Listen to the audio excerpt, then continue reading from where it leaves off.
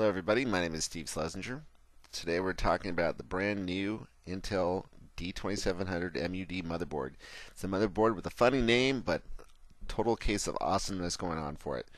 It is, of course, an Atom processor-based motherboard. You'll be seeing a lot more of the name Atom in the next year or so as it makes its way into the smartphone market. I'm a huge Intel fan, so definitely excited to have this. This is my third Atom motherboard that I've built, and I actually have an Atom processor in a netbook. So, yeah, I love these things. You have to appreciate them for what they are, and I'm going to try today to cover the things that are good about this motherboard and some of the things that may make you think about getting something else. Let me take you through and show you this motherboard first of all. That's my messy office in the background. By the way, I want to apologize. My webcam sucks. So if it's kind of fuzzy, it's because my webcam sucks. I think I've dropped it one too many times. This is a Bic pen. Inexpensive, blue. You're familiar with them, I'm sure. You can see that essentially this entire motherboard is about the size of a Bic pen.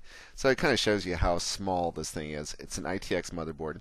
The thing about this motherboard is it's new, it's inexpensive, and it's power efficient. And that's definitely the big selling points of this.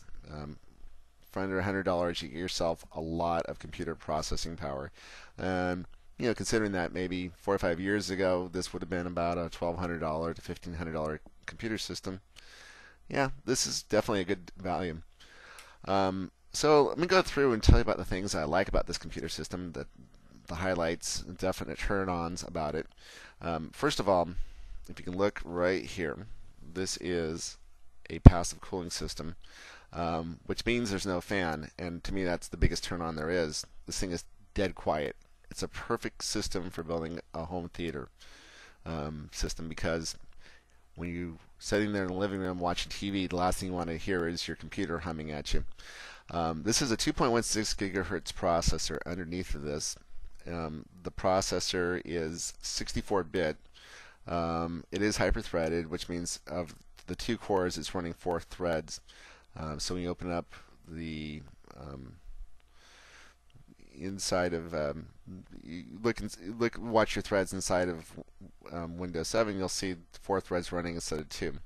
One of the other big selling points, which you can see under there also, is the improved HD graphics, which is the GMA 3650. It's one of the newer GPUs that came out from Intel. Intel's been definitely trying to up their game as far as the graphics are concerned. This thing is supposedly will run 1080p video. Let me take it into the back panel here and I'll show you something here. There's a dual display. Get down low enough here so you can see it.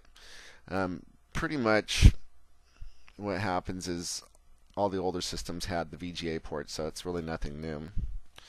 The VGA port is still on this computer system, but now it also comes with the DVI port. I hope you can see that. I hope it's clear enough. Move back a little bit. Maybe we'll sharpen up.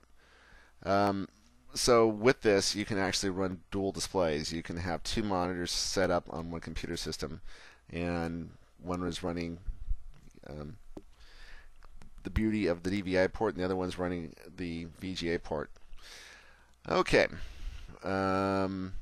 Supposedly this will do 1080p video, and that's one of the big selling points for me.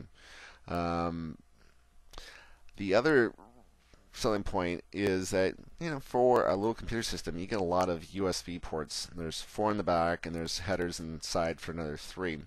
And there's 10, 100, 1000 Ethernet. So when you get it to gigabit of Ethernet, one of the big selling points of that is that it's as perfect for running something like a file server. My older version of this motherboard, the D2700MUD, has been used as a Windows home server for the last, let's say, 2 or 3 years, and the thing is dead quiet.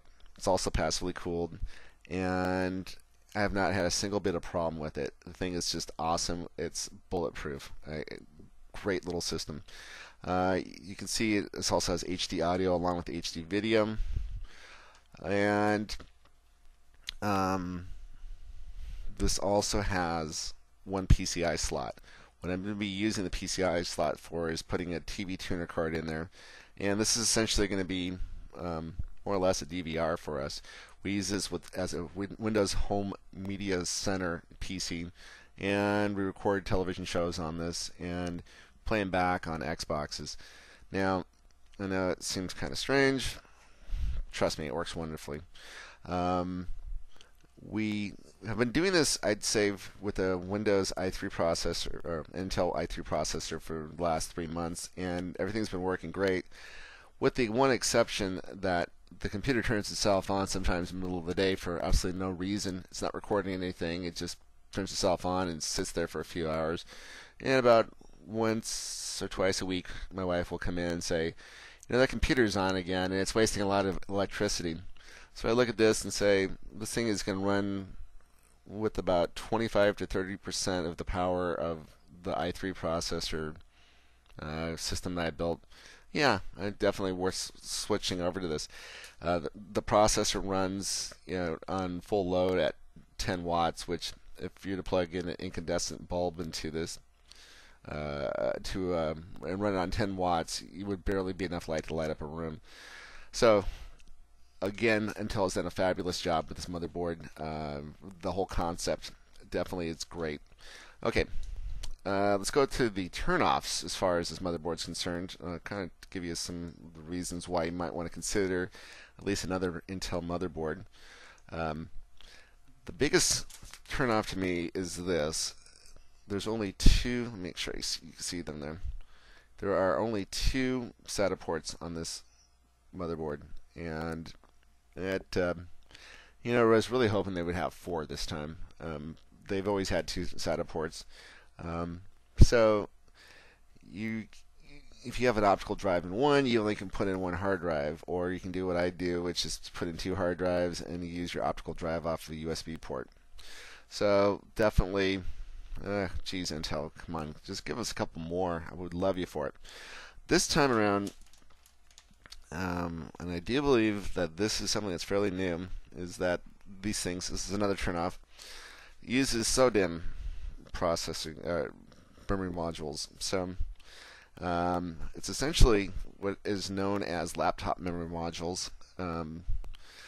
They are not as easy to find, and they're a little more expensive than regular DDR3 memory modules. So it's not a huge turnoff, but this thing also only takes 4 gigabytes. So even though it is a 64-bit processor, the most this motherboard will accept is 4 gigabytes of memory. It's also only 1 lane of memory, as opposed to the 3 lanes that you're getting from a lot of the DDR3, well, especially the Sandy Bridge computer systems. And even the brand new Sandy Bridge E has 4 memory lanes. This one only has 1. So this is running. This doesn't have a SATA 6 nor a USB 3.0 port on it.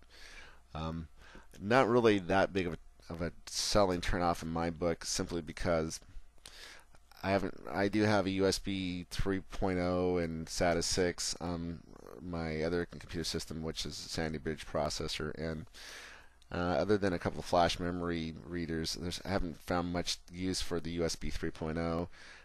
And the SATA 6, I'm running 1 hard drive on it, and I haven't really noticed the performance improvement. If you look one more time, look in the back of this computer with the I/O port in the back here, you'll see that right about here would be a great place to put an HDMI port, and unfortunately it doesn't have it. And this thing is essentially not a great computer system for gaming. So if you're playing Call of Duty or Battlefield 3, this is definitely not the computer system for you. But for us, for a simple application, it's inexpensive.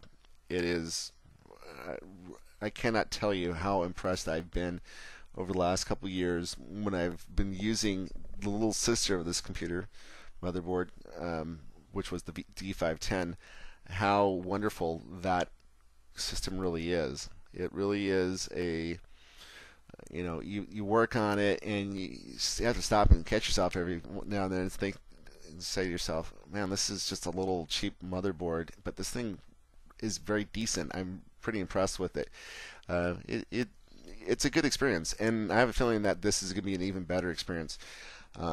If you have any questions about this motherboard, please feel free to write me. I can be reached at ltisteve@verizon.net. And I do thank you for watching, and have yourself a great day.